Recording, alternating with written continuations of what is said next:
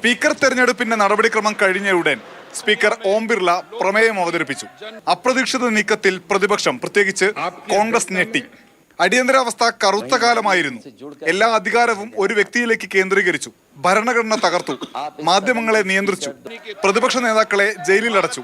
ഇന്ദിരാഗാന്ധിയും കോൺഗ്രസും ഏകാധിപത്യ ഭരണം നടപ്പിലാക്കിയെന്ന് പ്രമേയത്തിൽ സ്പീക്കർ.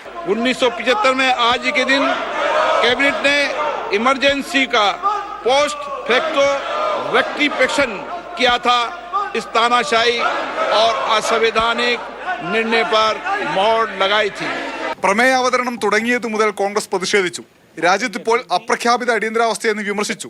പക്ഷേ പ്രതിപക്ഷ ബെഞ്ചിൽ നിന്ന് മറ്റൊരു പാർട്ടിയുടെയും എംപിമാർ പ്രതിഷേധിക്കാൻ എണീറ്റില്ല.